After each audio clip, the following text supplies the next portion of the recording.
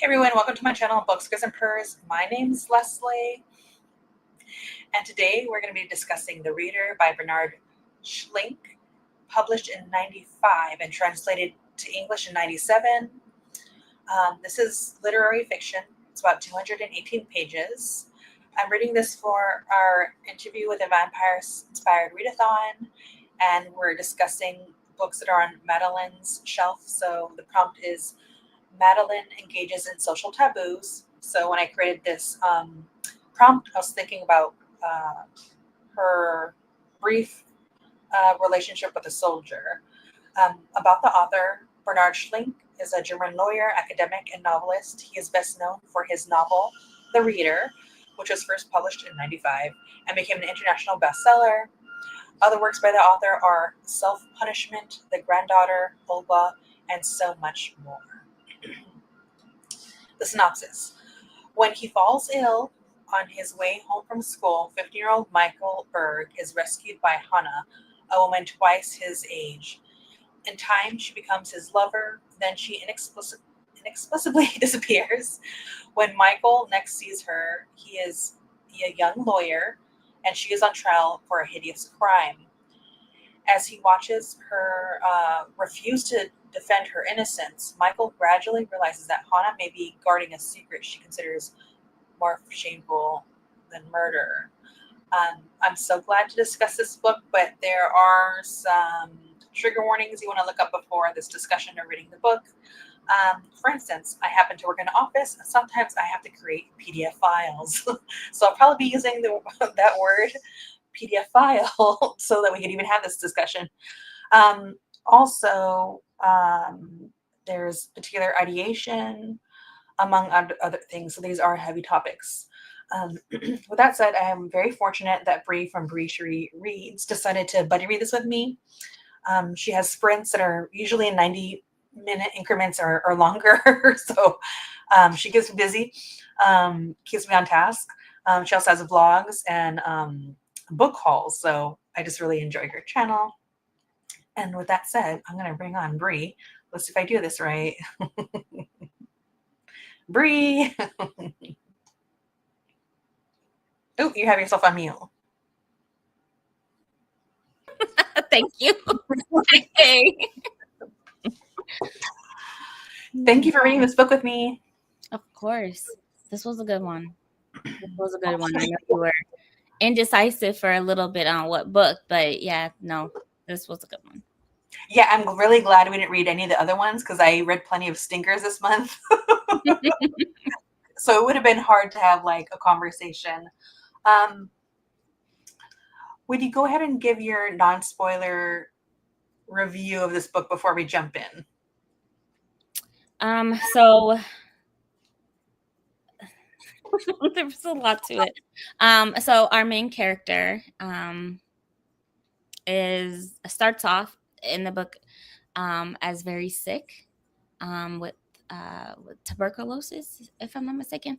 And he meets someone that played an influence in his life, pretty big influence in so many different ways. And we're going through his POV of his relationship with her and or the lack of relationship, further down the line. Some things transpire and they, long story short, become full circle. That book definitely ends off on a sad note. But yeah, I for me, it was the writing that was more captivating than the plot itself. I found the plot extremely emotional because you could just feel like in the beginning of the book, just sad and burdened by like his sickness and going through missing school and just going through that disease. And when he finally finds happiness, things occur and whatnot. Not trying to give out any spoilers yet, but you really, with this book, you go through the ups and downs of him and how he feels. There's definitely some points in the book where he is struggling with the should I not, the just grappling with the ups and downs of how he feels about the person. And I loved it. And like I said, the writing was just like great. Phenomenal. Yeah, I definitely think in lesser author hands, this wouldn't have worked, but the writing was so beautiful. It had me confused, which we'll get into. I'm going to say hello to the chat really quick, and then I will put on a spoiler banner, because from here on out, it will be a spoiler discussion. There's no way to really dig deep into this without it being spoilery. So just so you know. Yeah, absolutely.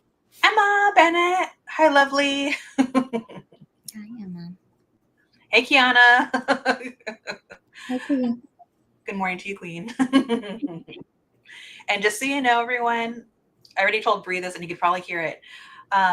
There's some unscheduled, we didn't get notice about some construction. So at times I'm just going to mute myself to hopefully not have this be such a distraction. So sorry about that. There it goes. That's what's going to drive me nuts. I refuse to reschedule. I was like, I'm not doing it. All right. So let me get to these questions. All right.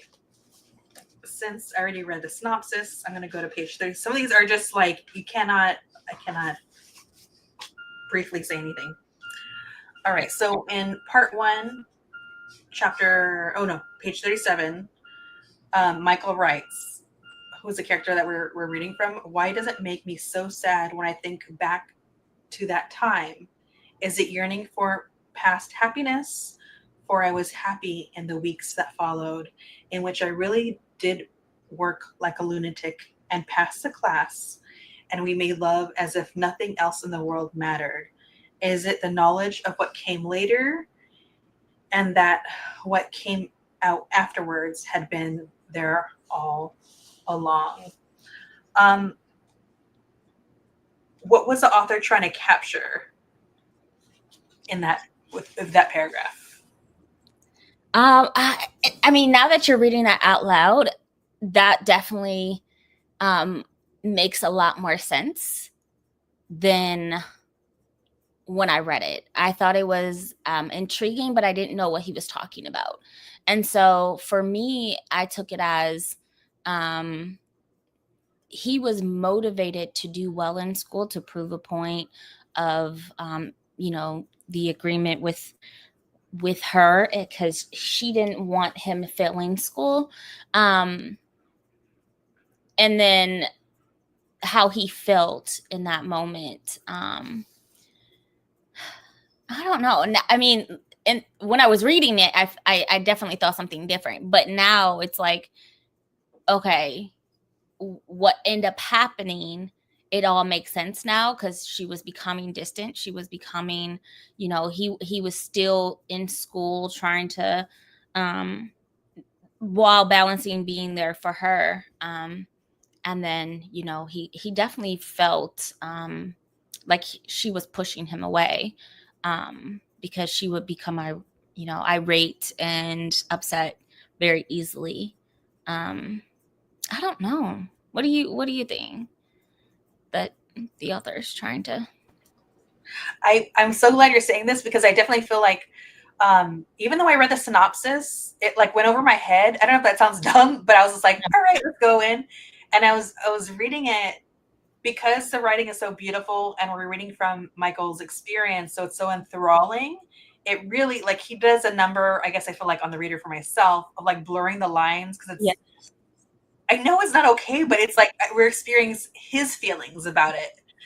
And so I feel like he's constantly reflecting on something that he just doesn't quite know how to ever feel about. Right. But when I first read it, it's still, we don't know what's going to happen as a reader.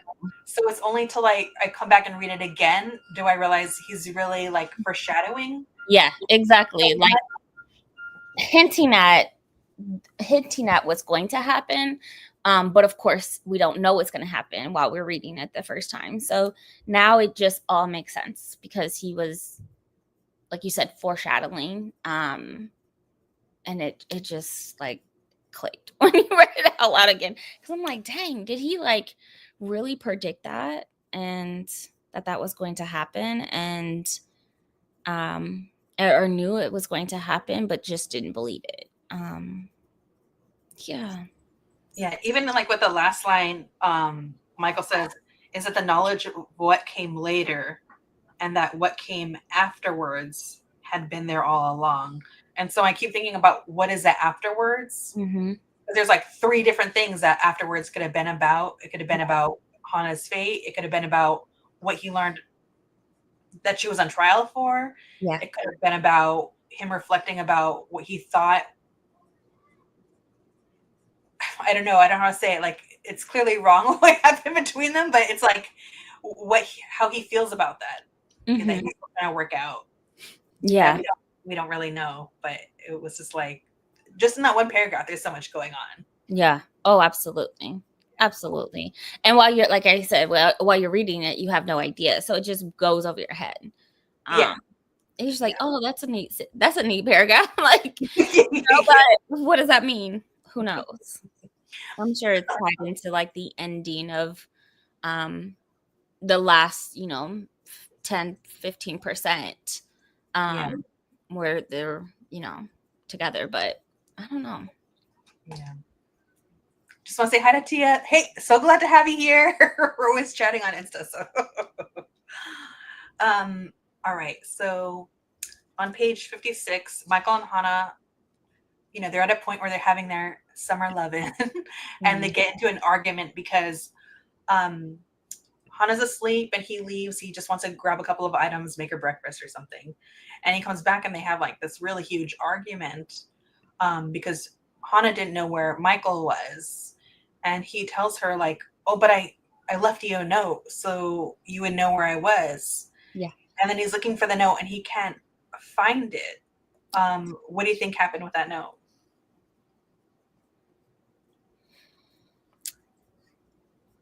Knowing what I know now, because I was like, well, she didn't just like, I mean, he definitely put it in a spot that was obvious. I feel like it wasn't like it was a huge house or, anything like that.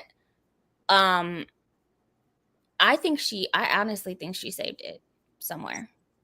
I don't know. Because like knowing that she at the end kind of kept a lot, or not a lot, but whatever she could get her hands onto, she probably honestly saved it. Yeah. Knowing that, especially for her love for reading, and not being able to read, I don't know. I think she might have saved it. That's a good question, because I don't know. He couldn't find it, and so did she place it in her belongings? Did she? I mean, like he looked in the house. He didn't look in her things, and so I would like to assume that she kept it. I would like to assume that. Yeah, I feel like she could have easily put it in her pocket. I kind of thought that because her reaction was so big in their argument, I felt like, well, maybe it's not just about him leaving and her not knowing. Yeah. Maybe she was upset that she couldn't read. Yeah. And that was more upsetting that she's engaging in a relationship with a kid. Yeah. And this kid has the power to like do something she just can't. Read and write. Yeah. Yeah. No, and I think that was the first hint of like, because we knew early on in the story, while they were together, that she enjoyed him reading to him. But that was the first hint that we actually had, other than her talking about like how I believe she didn't finish school, and but that doesn't mean that she can't read and write, maybe at a lower level. And so this was the first time that her response was so big, like you said, that I was just immediately like, she couldn't have read that. Like she couldn't have. So I mean, that would have made me, she was so good at hiding it, because it didn't come up that she can't read or write. And so for him to leave a message, the frustration that she would have felt not being able to read it, him leaving, all probably just boiled up, and like, you know, she just let him have it in a sense. But yeah, I think that I took that as the first hint of like, okay, she couldn't read that. Yeah, I think in this moment that's when it hit me, and then I felt like really sad about it, like realizing like, oh, that's what's going on. Yeah. But yeah, so on page 137, so this is Hana's on trial now. So Michael says, did anything. There was only one thing to do. I could go to the judge and tell him that Hana was illiterate, that she was not the main protagonist and guilty party the way the others made her out to be, that her behavior at the trial was not proof of singular incorrectability, lack of remorse, or arrogance, but was born of her incapacity to familiarize herself with the indictment and the manuscript, and also probably of her consequent lack of any sense of strategy or tactics. That her defense had been significantly compromised. That she was guilty, but not as guilty as it appeared. Yeah. Let's discuss the guilty, but not that guilty, because it's, how do you quantify like guilt with what happened? I honestly, and I highlighted that too. I took that as like, yes, she was guilty for not doing anything, right? They kept them in the building. But when it came down to that letter, and what she wrote, and could she have even understood what she was writing, or did she copy it? Like, how did that work? Because a lot of what she was already confessing a lot, and she was already being honest and open about what was happening there, and a lot of people weren't. And so I know that she was like the main person that they were attacking, it seemed like, based off the story. And so whenever that letter was brought up, it's like, I already knew she was illiterate. Like, she couldn't have wrote the note, but then she admitted to writing the note. But it sounded like like her handwriting would have been atrocious, right? Like, she wasn't able to read and write. And even later in the story, we find out like her handwriting was not good. It looked like somebody who could not write. So her admitting to writing that, I was questioning anyway. But then, do you even know what you wrote if you did write it? You're guilty just like everybody else there for not allowing people to leave the building. And for killing people. You're guilty by that. But are you guilty to the full extent, like you were the main player? No. I think it was definitely a team effort. And it just, to me, I guess I didn't hear enough about like the consequences from everybody else that was there. Because they made it seem like she was the ringleader, and it's like, because of that letter. And it's like, I don't know. I know she's very much illiterate. Like, I don't know. Yeah, I think this really taps into like, we know overall like what happened, but it's I think it's like such a deeply, like, I don't know, controversial subject matter, but also it really did happen. Like, this is historical fiction. Yeah. To put someone on trial and try to gauge like quantifying guilt of such a horrendous time, and try to figure out like how do you determine how culpable someone is. Guilty is guilty, but to what extent of like, are you the ringleader of all of this? Are you like the person that made that decision to make that happen? And I mean, she took responsibility a lot for it, but Yeah. either way, devastation, you know. I didn't write this down as a question, but I'll ask it now. Is it only that she doesn't want to admit that she was illiterate? Because I feel like that's what he's saying. But I also wonder if it's maybe because she does feel so much guilt over what happened, and maybe she's fine with the consequence in a way. I don't know. Yeah, I think it's exactly that. I think she is perfectly fine with the consequences because she acknowledges her guilt. And she was the only one, it seemed like, who was on the stand, who was being open and forthcoming about everything that happened. I know that there was like snippets of other people who were there. And they made her seem like the ringleader. And I just and he does talk about on his POV of like how is someone who is illiterate playing such a big role, even though she was doing what she was told to do, she was doing her job. She can't be the person who made all of those decisions, but she knew that she definitely hurt people. And I think that reflects in the very end, where she is like, give them the money that I have, because of how she hurt people, how she hurt him, you know, even. And so I think it's definitely both, because she came forth, she was clean about, you know, what happened. And then, you know, next thing you know, she's taking full blame. And I wish I would have saw, you know, what happened with the other security people, and what happened to them, and how many years did they get, right? So I definitely took it as a mix of both.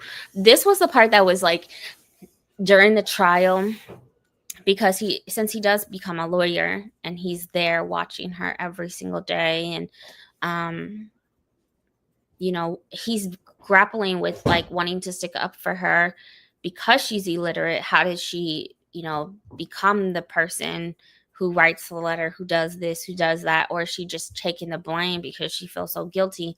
And so he wants to stand up for her because she's admitting to something that she probably didn't do, or at least that's how I took it. Or, you know, do I just like allow justice to be justice and stay out of it?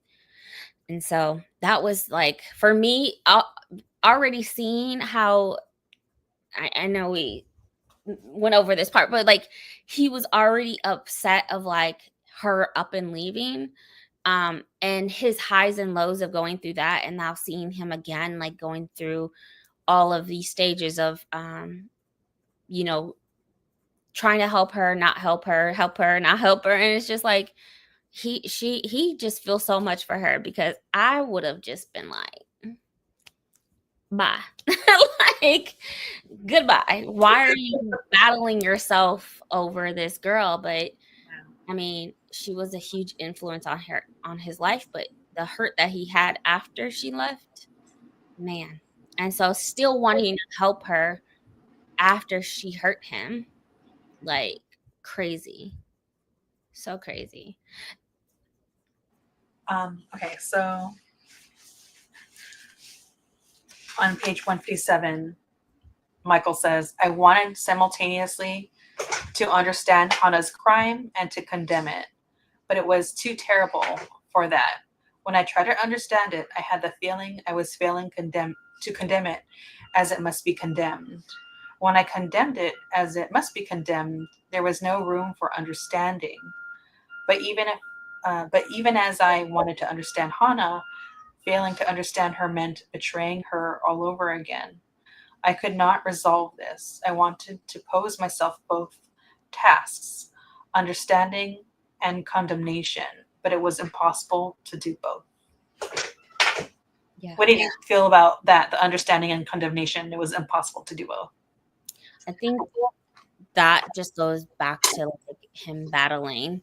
How are you there for the victims, but also trying to be there for someone who committed such a heinous crime? Whether it doesn't matter her extent of it at that point. It's just like he knows she's guilty to a certain extent, but this was like a major thing that was I mean, him as a law student was studying, and there, the school, like it was well known of what happened, and the hurt that the community, that the country has felt, but also still like, I care about this person. Um, that's just like a lot to have to process, and also you still care about this person deeply, even though she hurt you, she hurt people. Um, he was 15 years old when they started and worked together. And so he just, I don't know. I just kept thinking like throughout this entire trial of like, she hurt you, dude. Like, why are you there? Like, why are you there? Not only did she hurt you, she hurt a lot of people.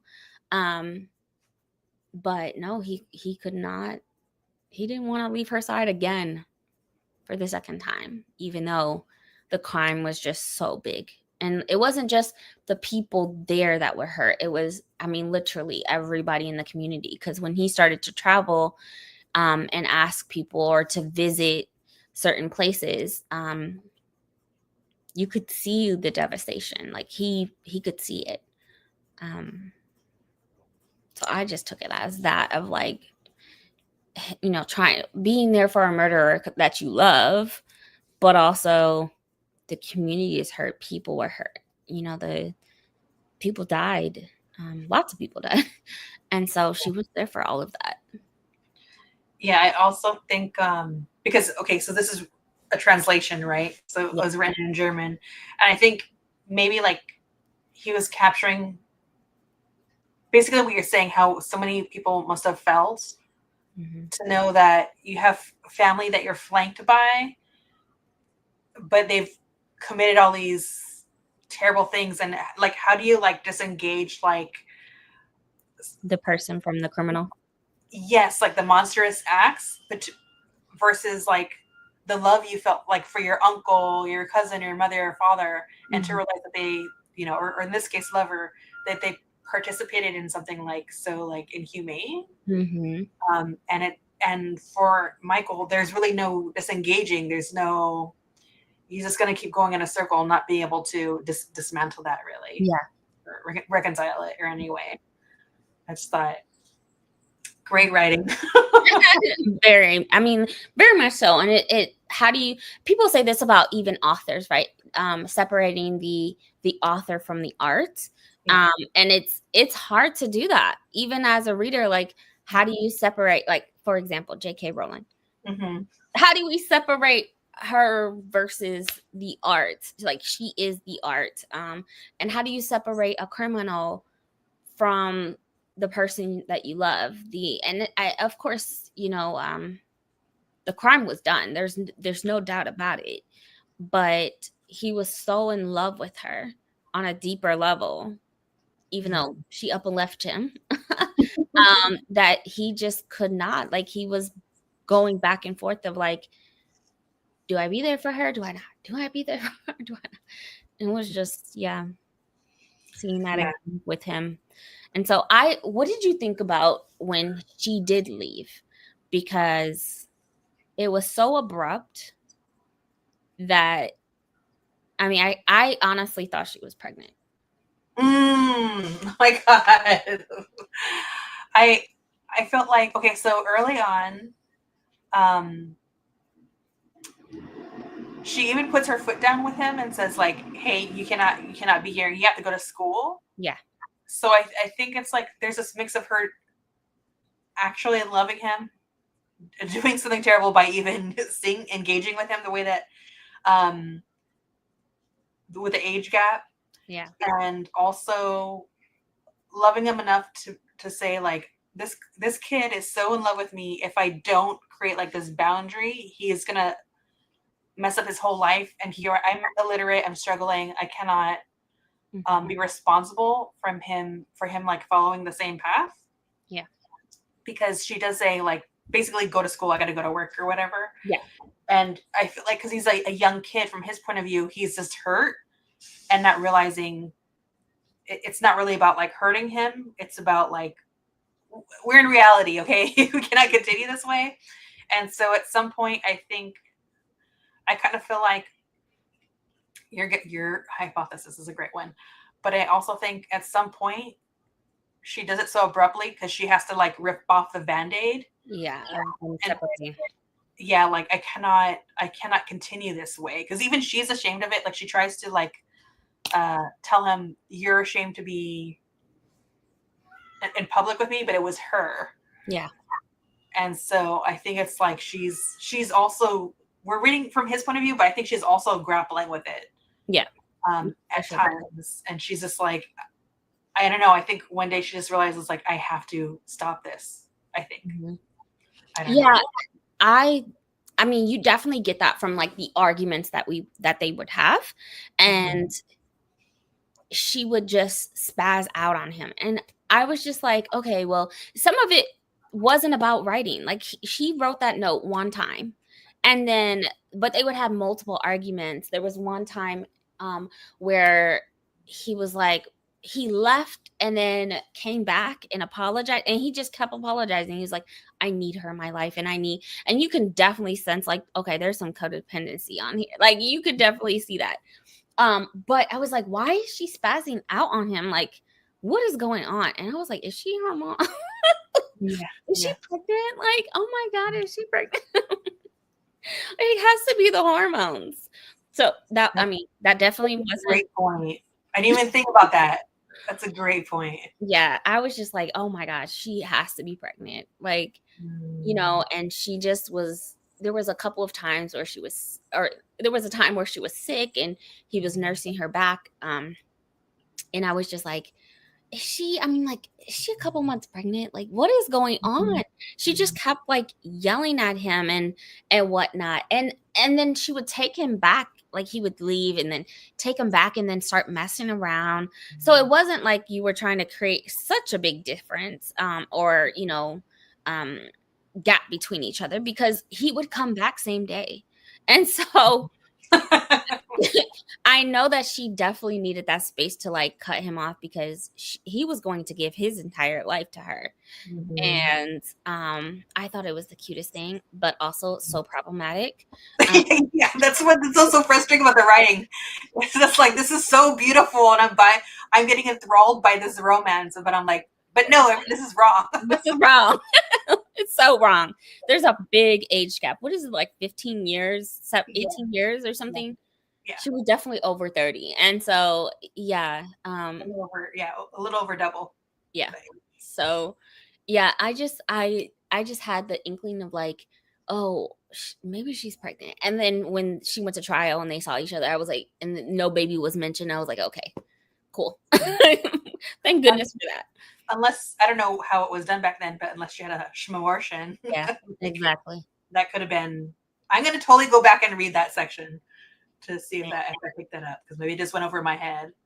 Yeah, I thought about that randomly, because I was just like, man, what is going on? But I love that he,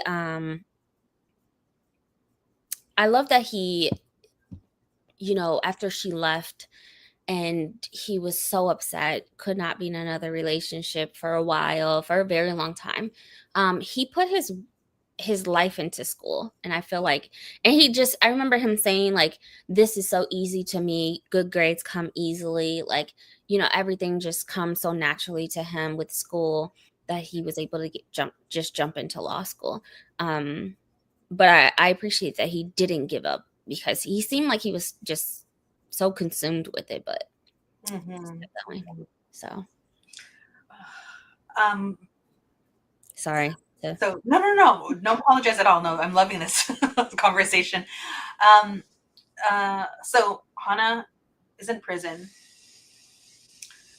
and he says,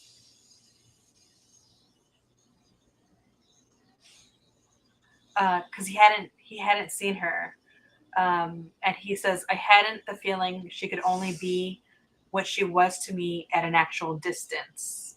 So he doesn't see her. What do you think that is between what's in his mind and the reality of her? I think what she was to him without being in each other's presence, because it was starting to go bad, like at towards the end of the relationship. It was very rocky. It was very like super toxic, with all the arguments and then making up. I didn't like that, but I think their writing, um and him sending in recordings and whatnot just um gave him another level of appreciation of her, because he was seeing her growth. And he would mention like her writing was like an elderly person who didn't know how to really write, but he would make a comment like, I'm so proud of her, she's definitely trying. And I think that what he needed from her was that back and forth relationship of give and take, and he missed that because he was giving a lot as a 15-year-old. Not that he should have been, but the only thing that she was really giving to him, not physical, was a sense of purpose of reading to her and like her enjoyment of reading to him. And I felt like that is exactly what he needed after leaving, getting divorced, having a child, it not working out. He really needed that sense of back and forth of being there for each other. That's what I took from it. I think that she, knowing that she was trying and knowing that she was putting in effort and knowing that she was writing and reading, not knowing the full context of how she was learning, but that the fact that she was enjoying it and that she was responding to him, definitely, like I said, I think that he needed that. That's what she was to him without the physical touch. That's where their relationship outside of physical touch was that, him reading to her. But now she's getting that back from him, or she's giving that to him as well. It was, Yeah. It was a lot. I almost felt like he definitely seems to like idolize like a specific period in his time with her. So I don't know if maybe like being confronted with her would then like he would be shattered by the reality and then have to reassess their time together. mm-hmm. Or I don't know. It's a lot. He definitely spends like a problematic amount of time being in his head in the past. Yeah. Like accepting, like, because none of his other relationships work out, right? Because he's so like, she's like the pinnacle of his ideal. She's definitely his everything.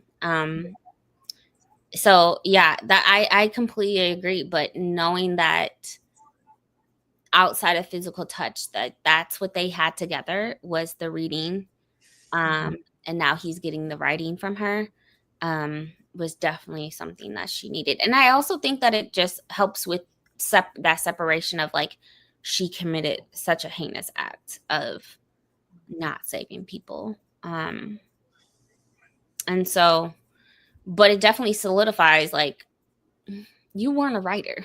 Like, you weren't a writer. Because he talks about how bad her handwriting is. But yeah, I think that's exactly what their relationship was outside of it.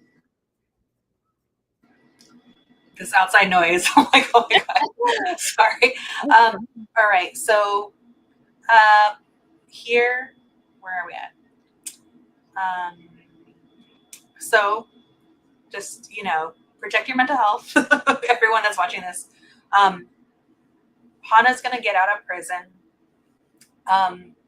Michael and Hannah briefly meet, just kind of like assess what's going to go on the day of her release, because he's the only one available in her life to pick her up and help her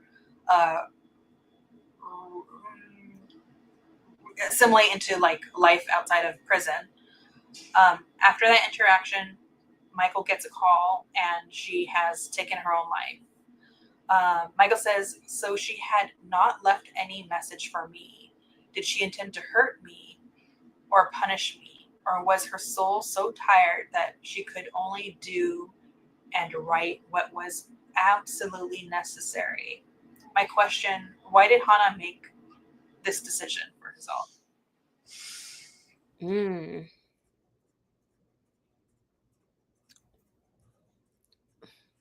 Sorry, my dog is snoring.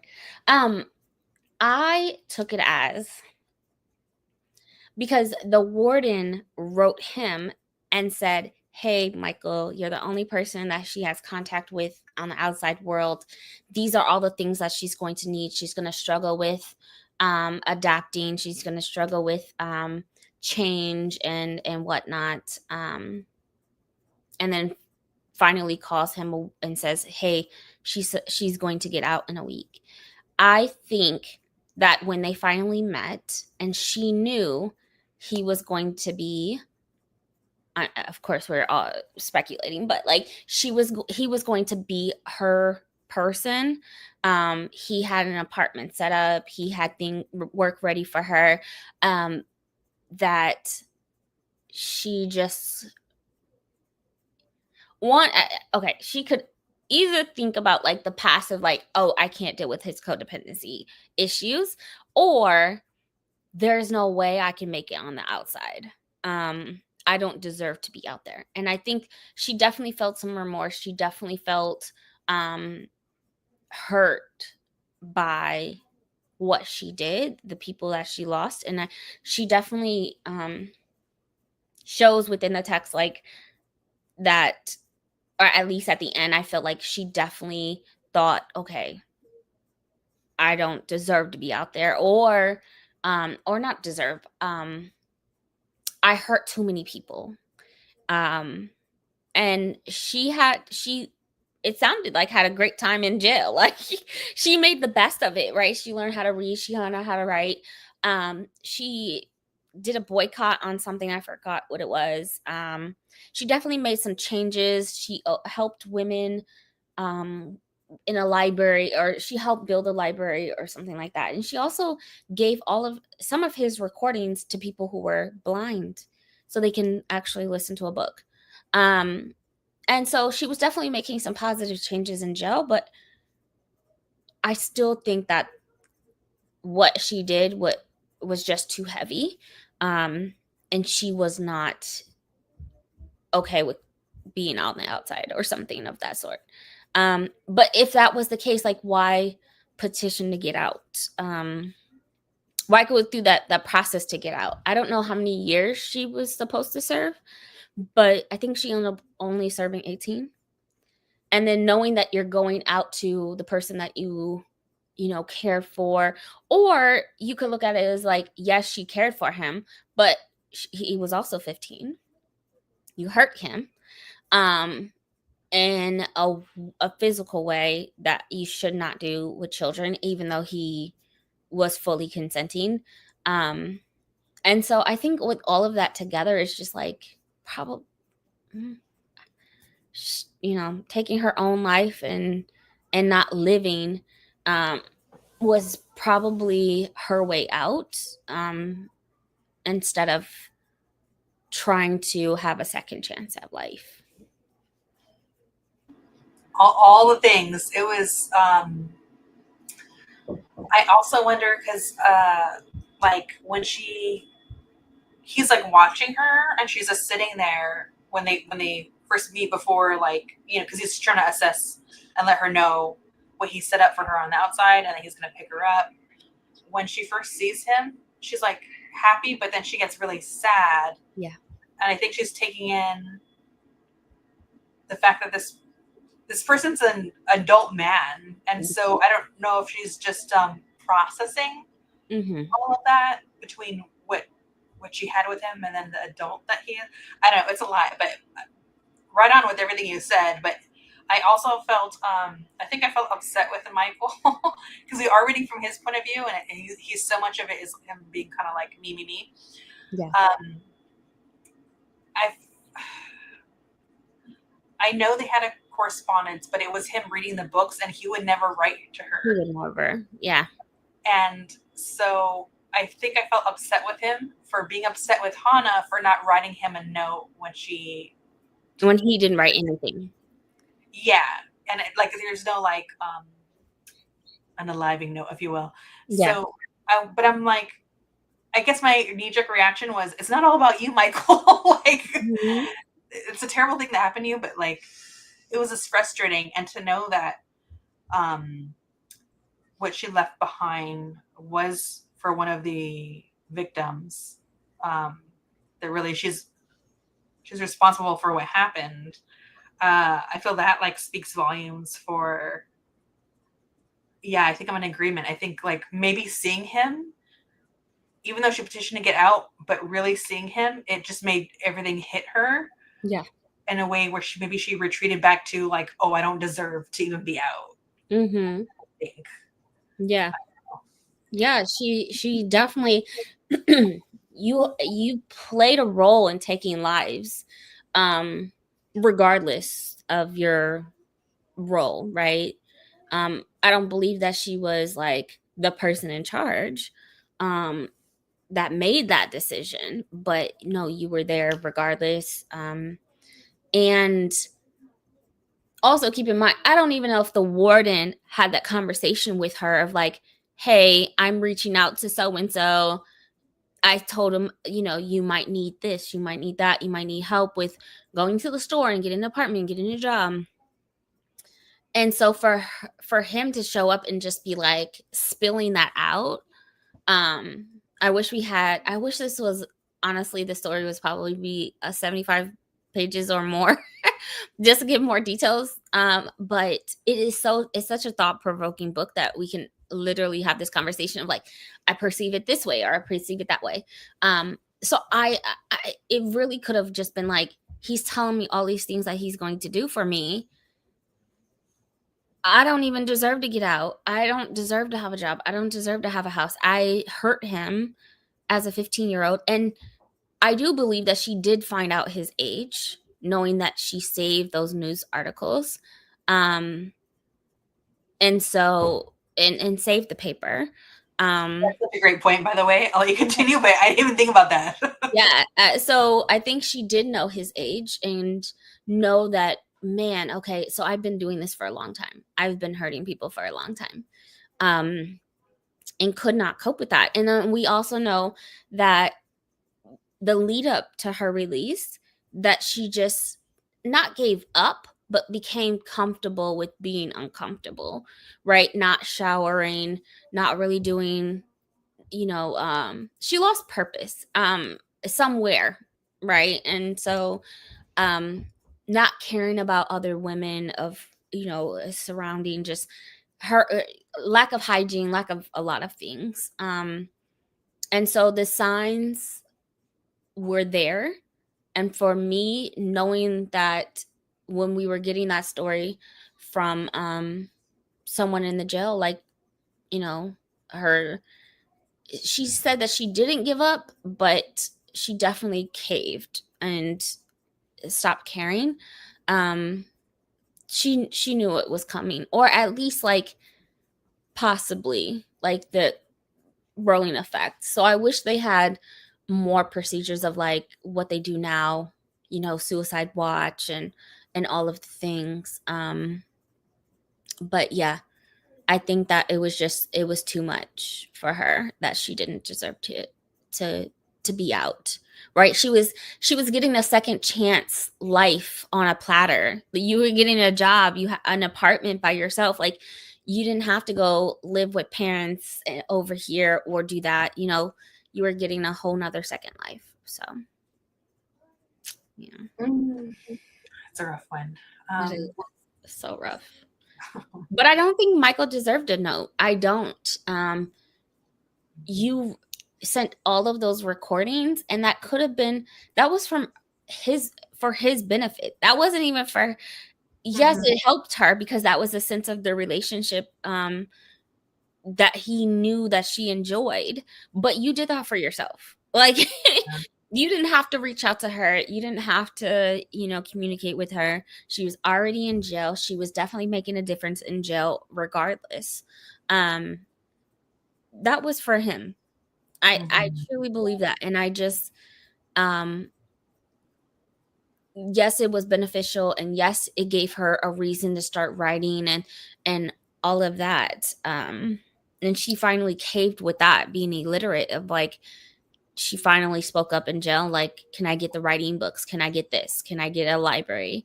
And requesting the books. Oh, that touched my heart. Requesting the books that he was reading so she could follow along with it. Oof, that just warmed my heart.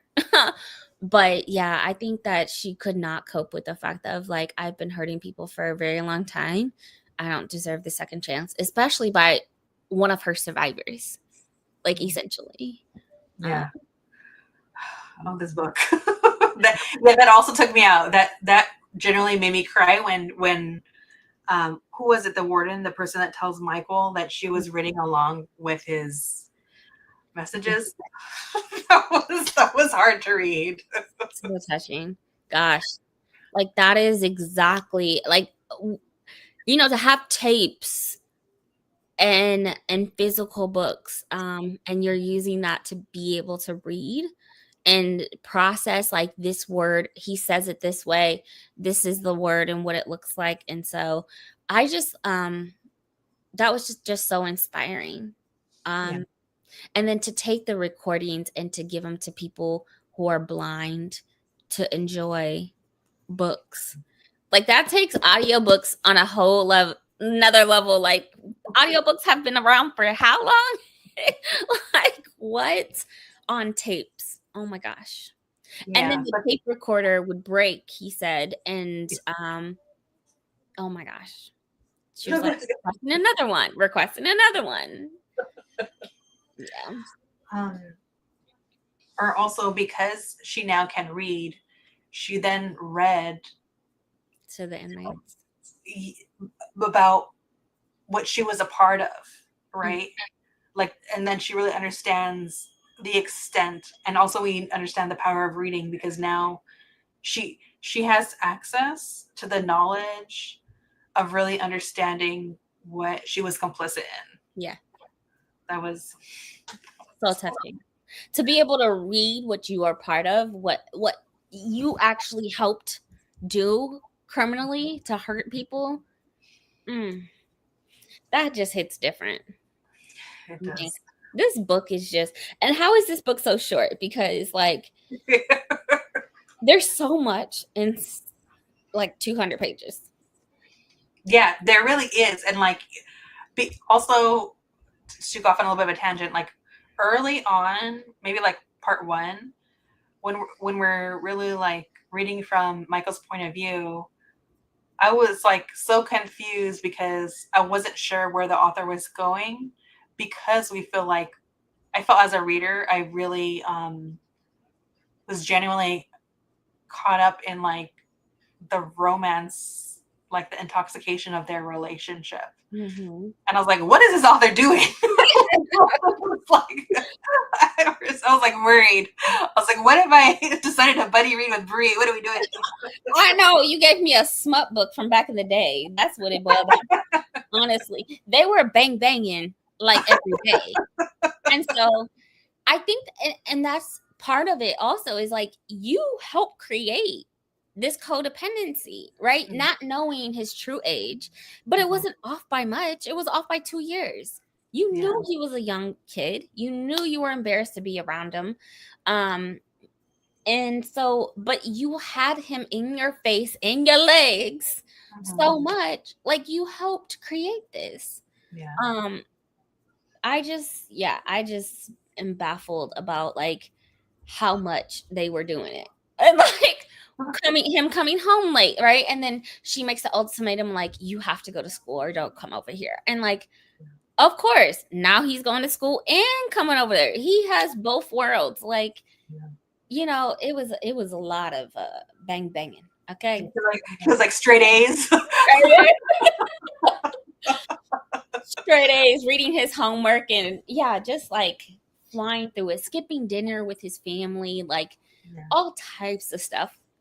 He sold something and took her out of town and like made up some excuse from for his parents.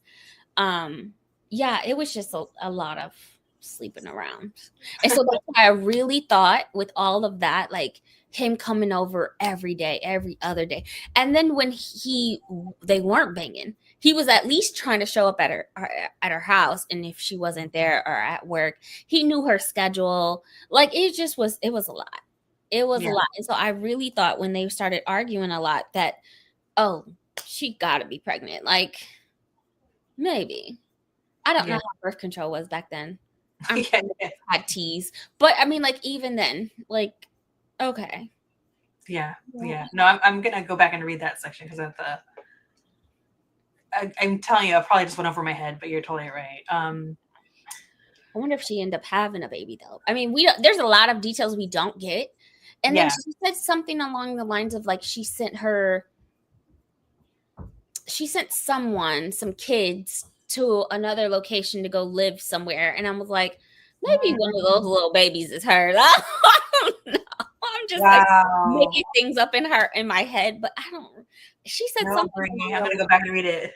Yeah, during we find out from later on in the book after the trial. I want to say he mentioned something like she sent some of her young wards or young something to another place to live, and I was just like, one of those got to be their kids, one of them, because I mean, like the amount of time that they were just banging, okay, you didn't end up pregnant not once, and you were just like irate and arguing about every little thing. Like he was doing exactly what you wanted.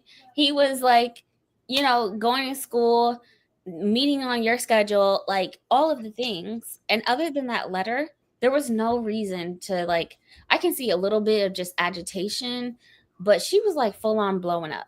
And then he would leave for an hour, 2 hours, whatever, and come right back. Yeah. And y'all get it on anyway. Yeah. So interesting. Very. So after Hannah passes, Michael attempts to like fulfill her wishes, and he goes to New York to meet with the daughter, who was the only survivor of what Hannah was participated in. Yeah.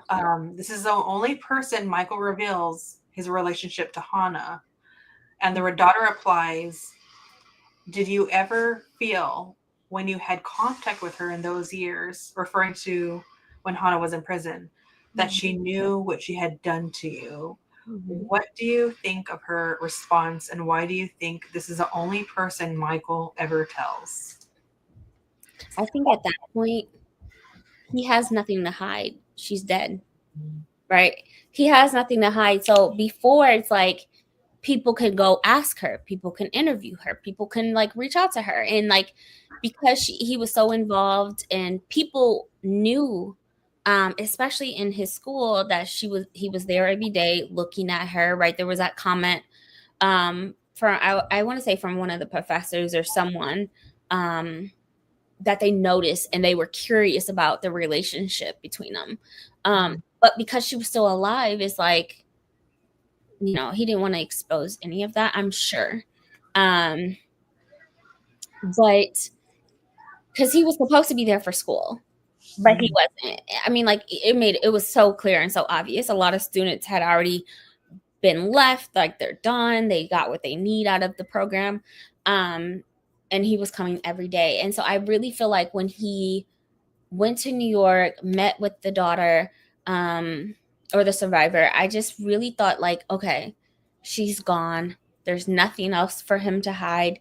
There's nothing that the victim or the survivor could do to to her or him or whatever the case may be, because that chapter's closed now. And so he was freely open. And so that's what I took from that. But I really thought that's when I made that connection of like, I knew that she definitely knew his age. One, because of the news article that when he was in the paper, and it does mention his age in high school. I knew for sure, or maybe it was college. I don't remember. But I think that's when it finally hit him of like, okay, she did. She did.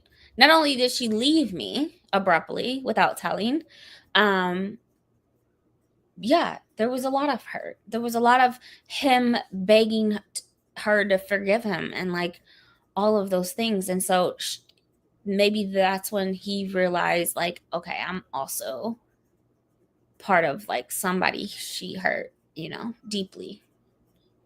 So There's something that I thought, and it wasn't when I read this. It was like, I'm glad we had this time, the gap of time before we discussed this, because it's like I had thoughts later after I read it that came to me, and one of them was the imagery of like him and this daughter that was a victim like facing each other. And so he's being essentially in this room are basically two victims of Hana. Right. And like, I feel like he's making a lot of, maybe he doesn't realize their excuses, or it's just everything he doesn't want to like look at. But I think being confronted with someone that has also been hurt by Hana, even if he doesn't see it that way, is what brings him to have a truthful moment. Yeah. About what occurred, and to even like divulge their past relationship. Yeah. So I just find that like fascinating that that's a moment he decides to tell the whole truth, that not only, I was with this person, but I was like a kid when this happened. Yeah. Both of us, to disclose, both of them were hurt by the same person. No, that's a great point for sure. Because he definitely opens up, and I just took it as like, okay, she passed, but no, for sure. Like, I think that's when it definitely clicked to him. Like, okay, not only did she feel some type of way, her not leaving him a note and giving, passing away, taking her own life. But no, like he reminisced a lot about his childhood and with her and whatnot. And so I can definitely see two victims, two survivors together and opening up together. And the money that he gives her, at first she was reluctant on taking, but I think that really helped her, the survivor of the incident, as well, because she does take the money and donates it, if I'm not mistaken. So yeah, she basically has Michael handle it. It's like, I don't think she does. She takes the tin, which is a whole conversation. Oh my, that was a whole other thing. But then tells Michael like, just donate it to a Jewish, like, a literary fund, fine. But she doesn't want to absolve Hana for what took place. Oh, so he does donate. He does the donation. Yeah, like she agrees to it, but she's just like, I don't want anything to do with that money. Yeah. It was in her hands. So, but yeah. So where did she get that money from anyway? I forgot. I think I totally forgot. But either way, she felt like the money should have gone to her. Huh? Yeah, she was sewing in the jail. Maybe that's because that was her job, right? Yeah. I can't remember. I feel like they told us, but it just like left my brain. But yes. Yeah. So the author writes, and now I'm going to circle back to like early chapters. Within the past, page 15. Okay. The author wrote, years later, it occurred to me that the reason I hadn't been able to take my eyes off her was not just her body, but the way she held herself and moved. I asked my girlfriends to put on the stockings, but I didn't want to explain why. Is this really erotic, or is this a need to reenact trauma in order to grasp what happened to him? But he's not like conscious of it. Mm-hmm. I think it is. Because I mean, like, why? Like, why? But also like his desire for her, no other relationship was working, and so he'll never get an opportunity with Hana again.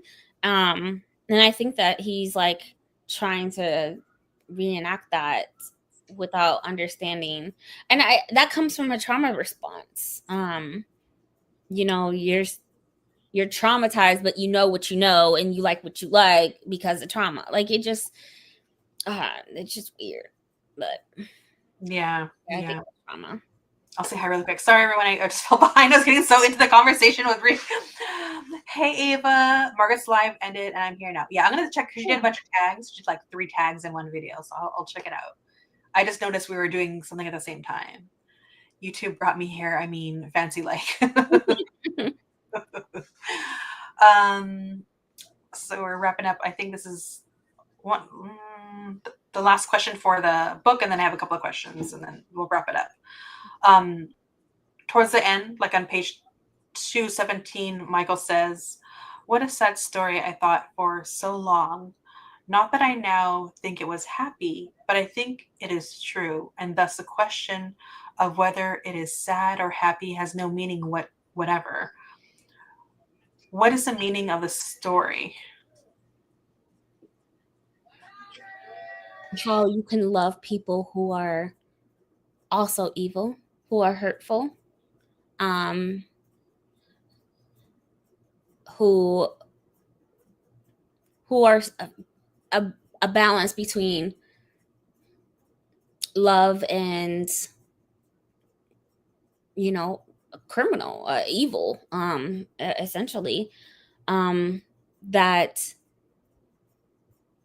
also she does try to do better, right? Like she knows she's hurt people, but whatever life she has in jail for those 18 years, she does try to make them the best that she possibly can.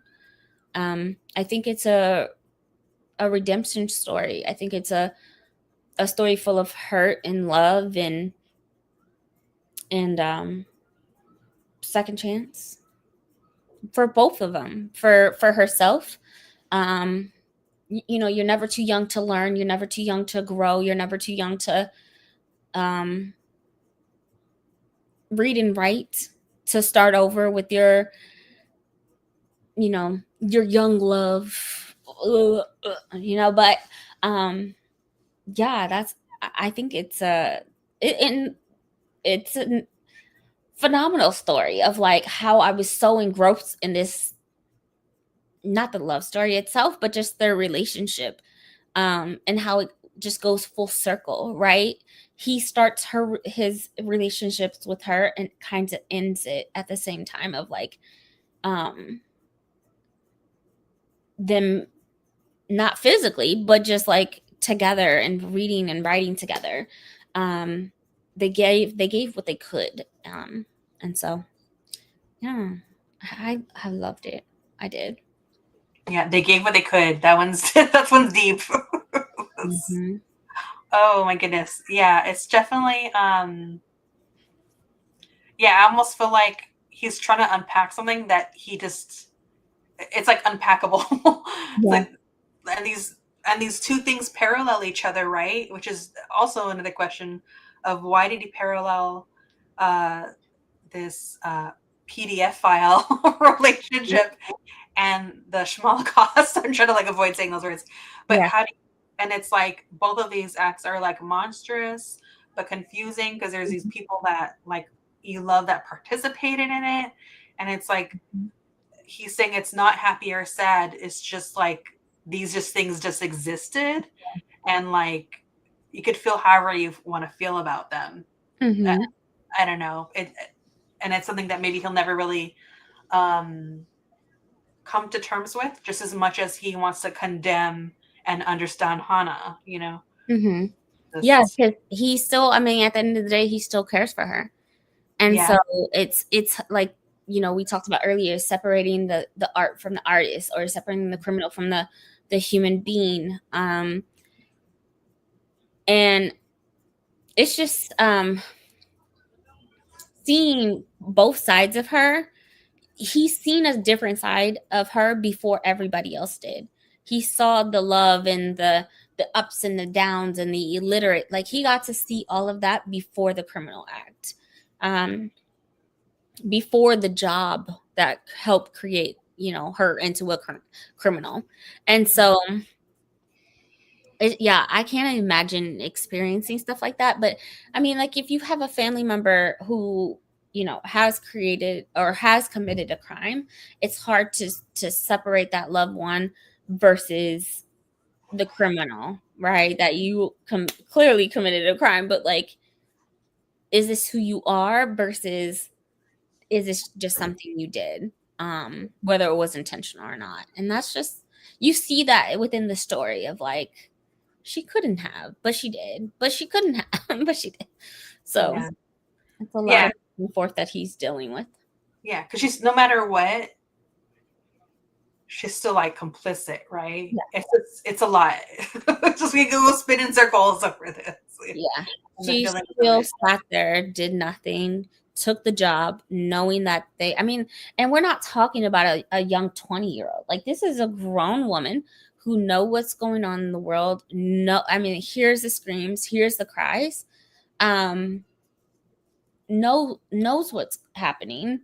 Um, so, and she sat there and she did nothing, and so did everybody else. Like, they're all criminals. Yeah. The issue for him is like, he's madly in love with her since he was 15. He saw that loving side, and you get that in the beginning of the story, where clearly, like, they're together consistently in their relationship, although mostly all sexual, is just a lot intimate as well, especially during the time where um they went out of town, and they were talking about getting a hotel room, and they were like, are we gonna do the mother son thing, like, which was disgusting. But yeah, they definitely had some moments together, that he was just so engulfed with this woman. um Yeah. so Yeah. he definitely was a survivor of her, though, like, for sure. Yeah. Just say hello, Elena. Thanks for being here. All right. So this we did read this for a readathon. So we're covering Madeleine. Why does the character Madeleine have this book on their shelf? Historic, loving, full of hurt and pain. Um, the writing is definitely. I wish we had more books like this written in this age, in 2000 plus. Um, I think it's just like the sorrow, the love, the hurt, the pain, the everything. Um, all of it. Right? I would definitely put this on my shelf. So, I have this on Kindle, but this book was a really good short book that I feel like if I ever needed a good cry like this one, this is what I would go to. Something that can engulf me in a story, and just sat there and read it for a long time, like, just straight through. I mean, it was definitely a deeply, deeply feeling book. I also felt like because Madeleine, she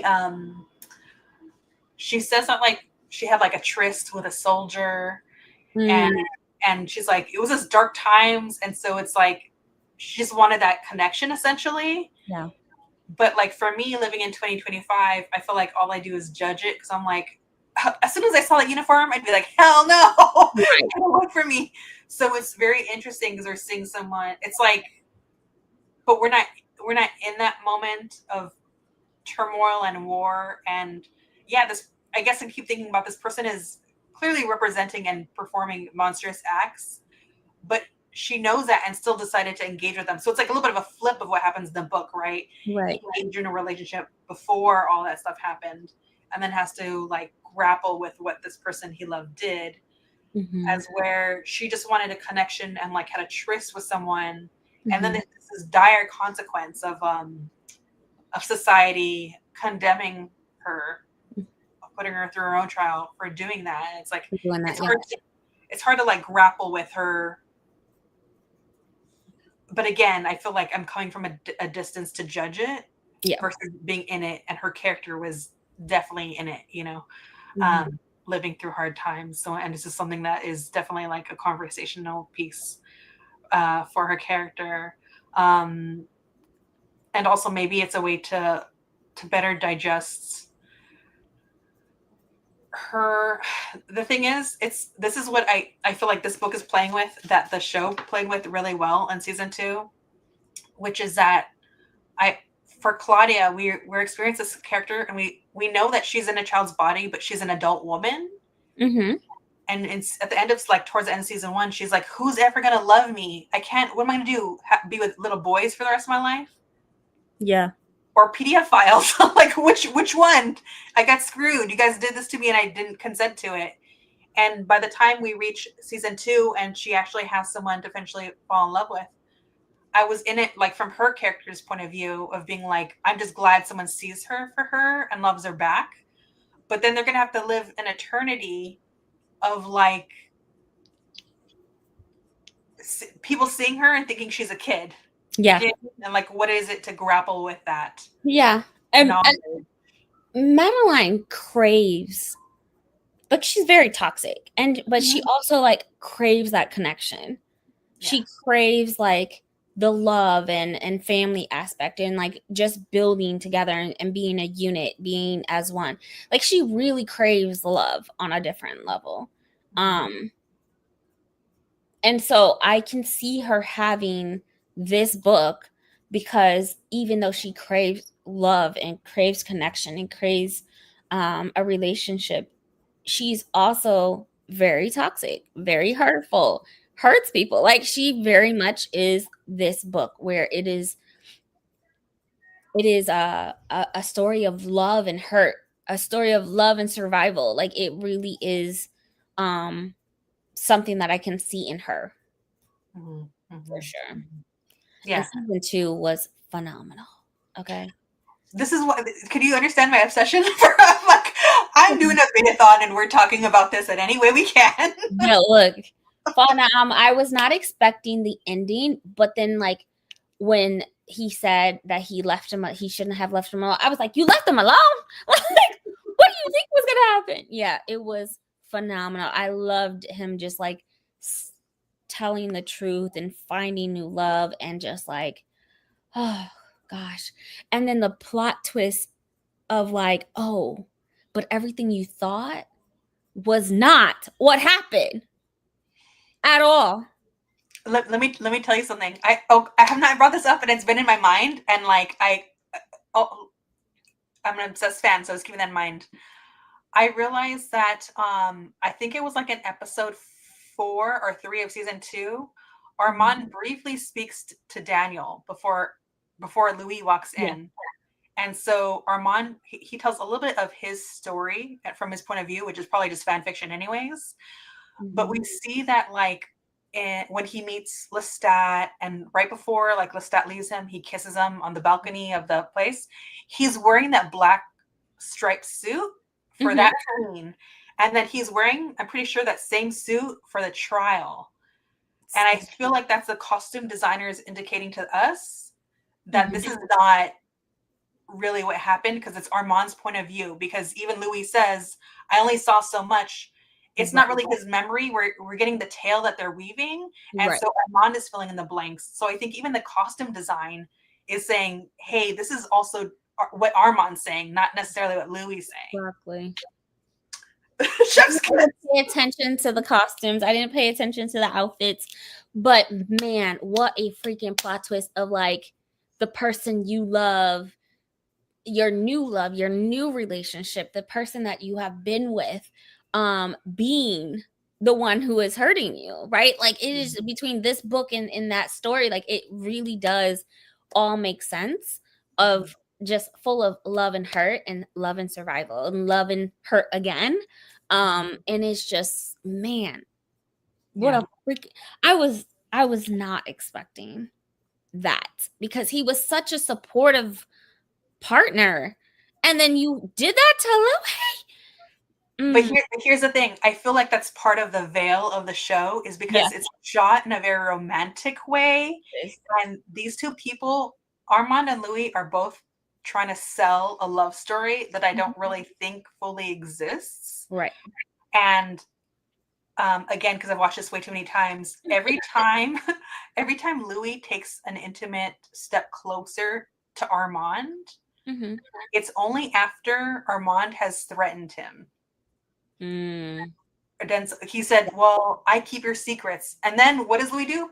I'll give you a kiss and I said, I love you. Yeah. And Dream Lestat is going to laugh. Yeah. He's like, and then like he sees that Claudia and Madeleine are together and he just kind of did this little kissy kissy smooch smooch thing.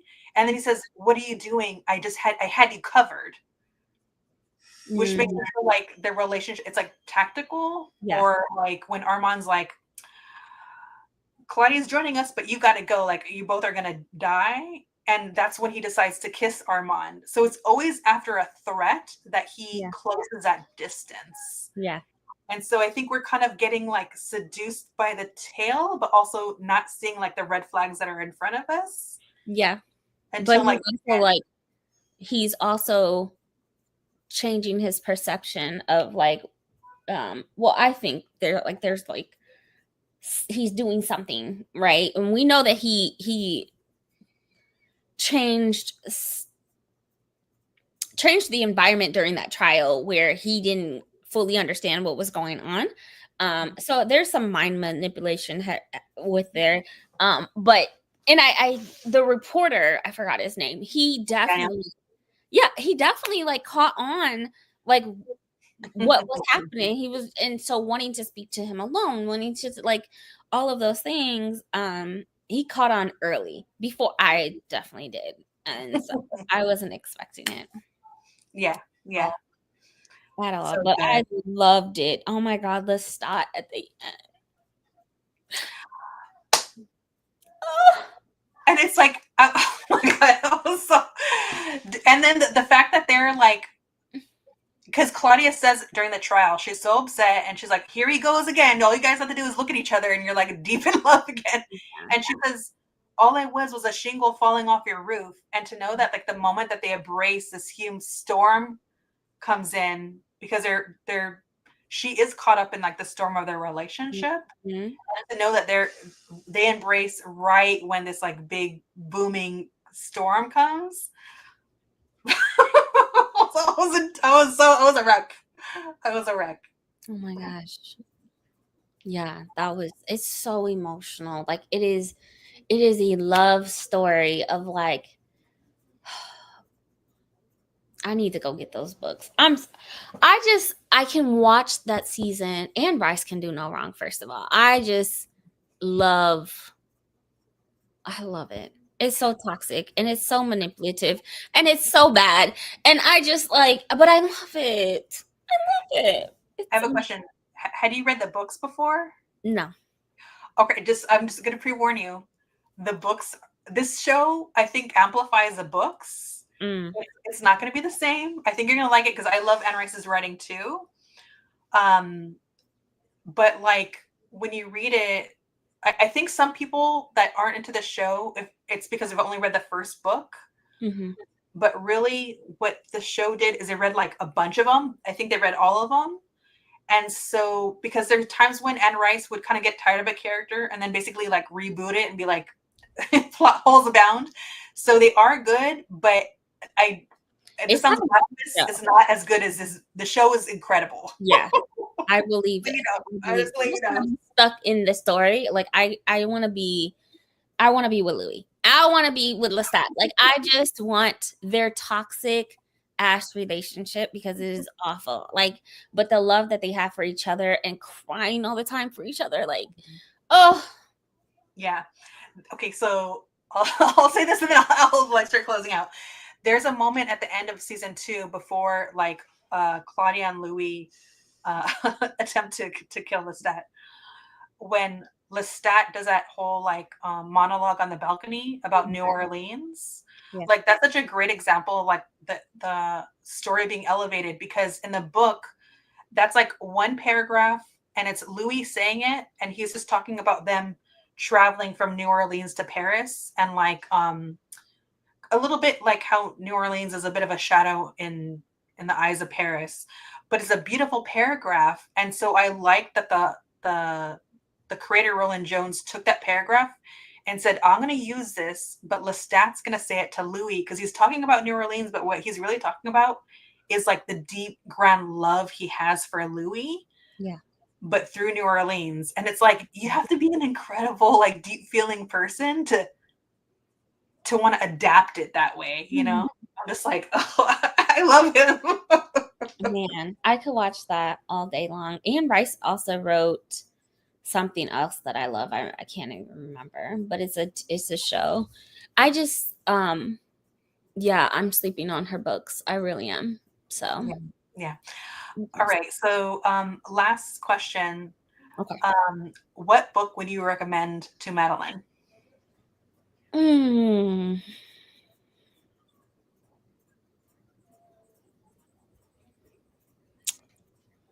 There's this book called You Need Therapy or something like that. Something along the lines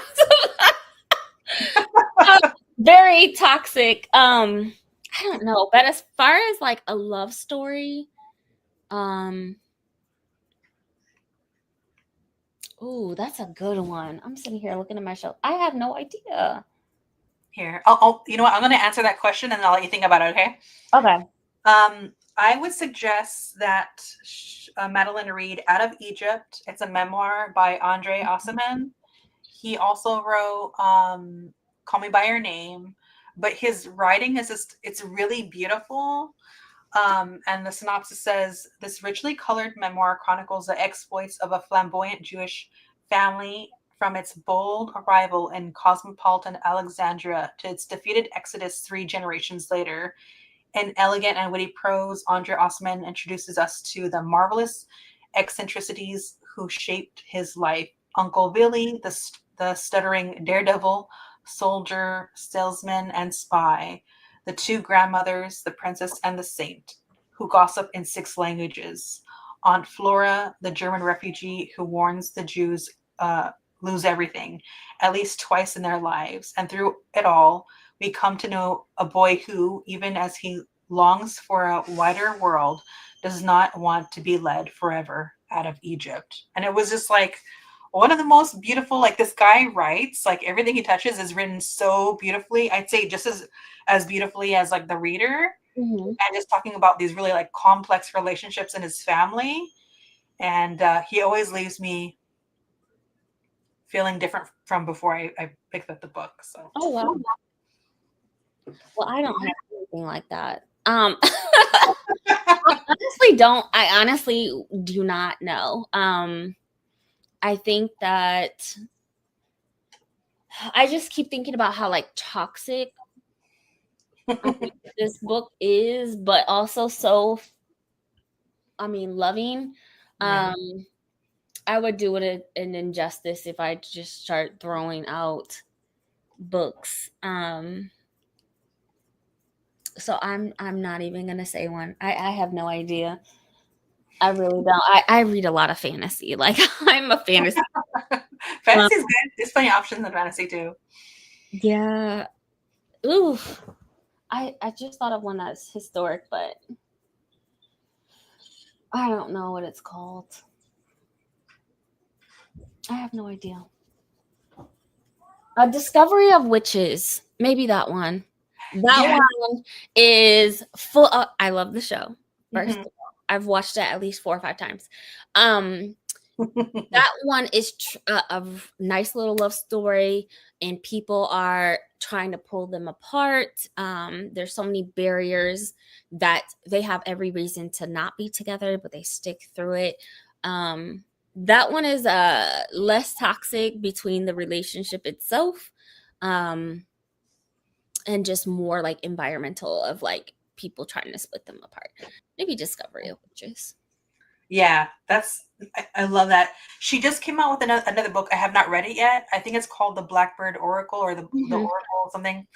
I want to read it. I just haven't gotten to it yet. Yeah, we're headed to Barnes and Noble because they're having like a Lego Mother's Day thing. I don't know.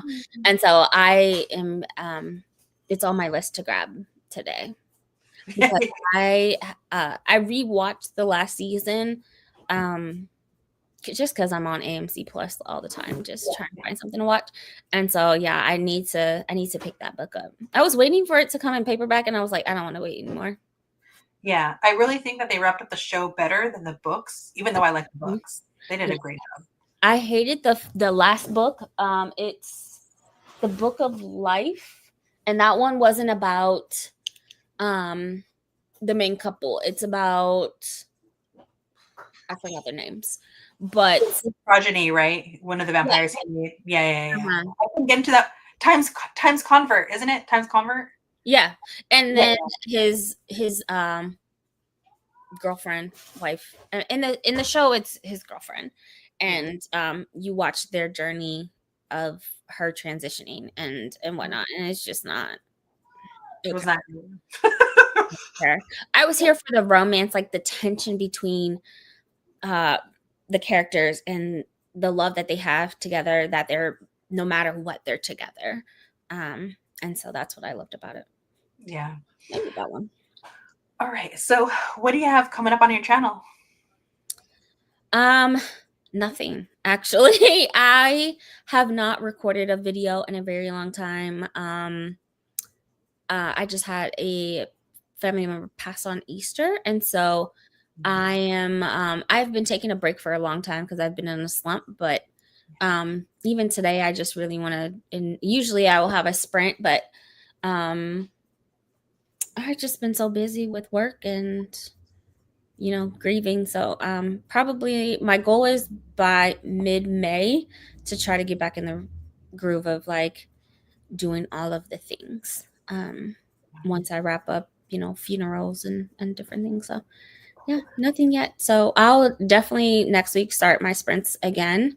And that will be consistently every Sunday. And yeah, popping on other people's sprints, and that's it.